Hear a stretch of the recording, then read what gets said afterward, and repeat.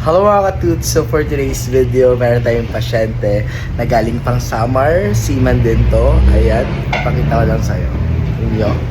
Aileen. Hello, Jem! Ayan.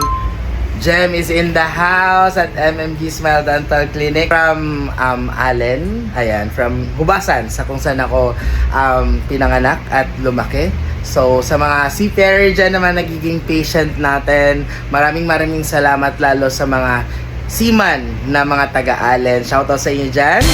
And don't forget to smile. Hi ka naman, Jem, sa vlog natin. Ayan, hi. Ayan. Jem, bakit biglaan ka naman nagpa-schedule? Galing ka, nakikita ko pa lang yung mga post mo na sa summer ka. Kararating mo lang ba ng Manila? Darating mo. Ayan, so... Requirements mo siya.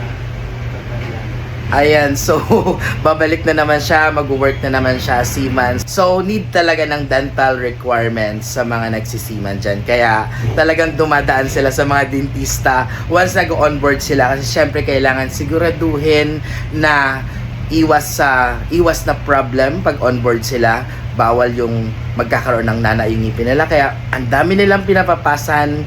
Cleaning is really important na every time na sasampa sila, magawa nila yung mga procedure na gano'n. Kaya, yung mga seaman na mga friends ko or kahit mga referral, pupunta talaga or dumadaan dito. Kasi pag dun daw sa area na malapit sa pinapag-requirements nila, since biglaan, medyo may kamahalan. Kaya dito, nagdi-discount naman tayo sa mga seaman.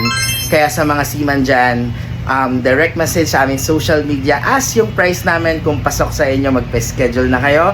Kahit ilan pa yan, gagawin namin dito sa MMG Smile Dental Clinic. Thank you and don't forget to smile. Aray mo! Aray ko!